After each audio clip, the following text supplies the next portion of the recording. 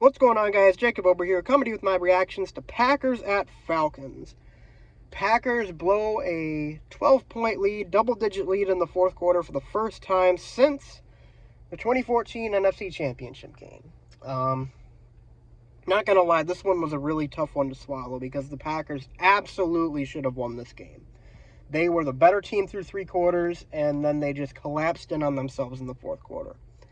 I think the biggest flaw was the run defense. The run defense was terrible. They couldn't stop that new running back that Atlanta has, Robinson. He's a rookie. He looks to be very, very good, but the tackling was bad. They weren't filling the gaps correctly. Especially when they ran to the outside, the Packers just had they couldn't stop it. It wasn't quite the 2019 NFC Championship game where they literally could not set the edge at any point, and the 49ers only had to pass the ball 6 times, but it was really bad still. And I just don't get what it is. Actually, no, I do get what it is. It's the coaching. It's Joe Barry. There's no way a defense with this much talent on it should be this bad, should be able to not hold down a 12-point lead in the fourth quarter. There's no way that should happen. And that's on Joe Barry to me, Whenever I see a player make a bad play or whatever, usually you'd want to blame that player, right? To me, with the amount of talent this defense has, that's an indictment of the coaching staff. These guys might not look very good, but that's because of the coaching. It's your job to get these guys ready to play and to play well. You knew that Atlanta had a really good running back coming into this. How are you not able to stop the run? How are you not able to at least slow him down in the fourth quarter when the game's on the line and you need to get a stop? How are you not able to do that? It's just embarrassing every single year with this defense. Doesn't matter if it's Mike Pettin or Dom Capers or now Joe Barry. The run defense is just always bad, and the Packers as a whole, their defense is maybe average at best. And it's been that way since I was 10 years old. This is just... And to me, it's an indictment of Joe Barry. It really is. I mean, the fact that they stuck with him after last season... there was a lot of roster turnover last offseason. Rodgers was gone, Lazard gone, Cobb gone. There was an emphasis on, having a youth movement in Green Bay. So why would you keep the defensive coordinator? Why would you keep the defensive coordinator who's a retread? He's a retread from, past defenses. He was the defensive coordinator for the 0-16 Lions. How many good defenses has this guy had? Go look it up. I don't think it's very many, if even any at all. You know what you're getting with the Joe Barry-led defense. Why we stuck with him continues to elude me. The answer to that question continues to elude me. But yeah, it wasn't good enough today for the defense. It wasn't good enough. Offense looked pretty good through 3 quarters. Fourth quarter fell apart. Play calling was horrendous. That drive that the Packers had before the Falcons got the ball back took the lead. 3 straight A.J. Dillon runs. It would have been successful too. I don't agree with the play calling, but it would have been successful if A.J. Dillon didn't trip over himself on 3rd and 1. Literally got tripped by a ghost. Go back and watch the replay. He got tripped by a ghost. He just tripped over himself. He had at least 4 or 5 yards on that run. And, I love A.J. Dillon, man. I think he's a great guy. And at least at one point, I thought he had what it took to be a good enough running back. To me, he's just another guy. I don't know how he continues to do this. How he is unable to keep his balance while running downhill. How? Just run the ball. Keep the feet moving. I don't get that. I really don't get that. And I'm sure AJ probably feels pretty bad about it too, and I get it, but I mean, come on, stay upright, man. Stay upright and we might win the game.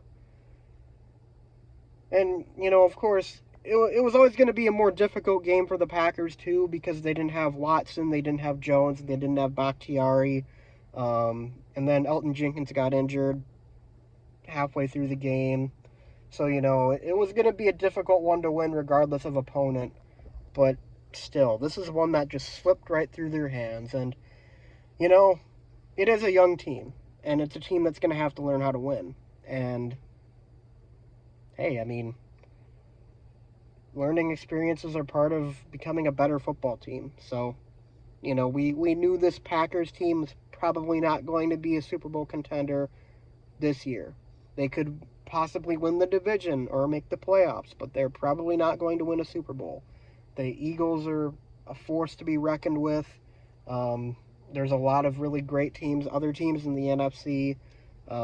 This Packers team probably a few years away from being at that level if they ever get there. But this is a learning experience. And this is the year you want it to happen too. This is the year where you get a lot of roster turnover. You get a lot of young guys with a very little experience in there. So hopefully one day we can look back on this loss and, you know, see it as maybe a positive, maybe as something that the Packers learned from and, you know, moved on from and built from. You know, we might even see that this season. You know, this is a team that I am hoping will get better with time as they continue to gain experience and continue to, you know, grow and learn together, learn how to win. And just for what it's worth, you know, the 08 Packers lost a lot of games like that too. And 2 years later, they won the Super Bowl. So maybe it's a good thing overall. Who knows? But right now, as a fan, I'm pretty disappointed in that. I'm disappointed in the coaching. I'm disappointed in some of the players. But life goes on, and let's hope the Packers can bounce back next week against the Saints. Home opener should be pretty exciting at Lambeau Field. Jordan Love's first home opener. And by the way, I haven't mentioned anything about Jordan Love yet. I should talk about him beforehand in this video. Jordan Love today, I thought he did a pretty good job. You know, there are some people who might say, oh, completion percentage was low, only threw for 150 yards. You know, I get it. But he's a young quarterback. And he also threw 3 touchdown passes. And he had some really nice throws. And that last drive, I mean, at that point, you're asking a lot. The Packers they have 57 seconds, no timeouts, you know. Jordan Love, much as I love him, he's still not Aaron Rodgers yet. He's not going to be able to roll out and throw across his body and find a guy open on the sideline like that. He's just, and to add to that, you know, he doesn't have Watson, he doesn't have Aaron Jones, he doesn't have the entire starting left side of his offensive line. So that was a really, really difficult situation to put him in. And, you know, it sucks, but it happens. That wasn't the first legendary Jordan Love moment, but I'm sure there'll be plenty more opportunities this season because I think this Packers team's going to be in a lot of close games like that. So, the one error he really did make, I think it was on the drive. Was it the drive before? No, maybe it was the first drive of the fourth quarter. I think it was 24-19 still, Packers, and Love really threw it a bit early, but if he would have waited one more second and found Dobbs, it would have been a walk-in touchdown. Nobody was there. Nobody. The Falcons' coverage got mixed up on the crosser. Dobbs was wide open. Would have been a walk-in touchdown. Would have won the game. But he's a young quarterback. He's going to learn. He's going to learn that if he has protection, that he can wait an extra second and make that throw. So hopefully it's a learning experience for him too, because 3 touchdowns today, no picks, 6 touchdowns and no picks on the season.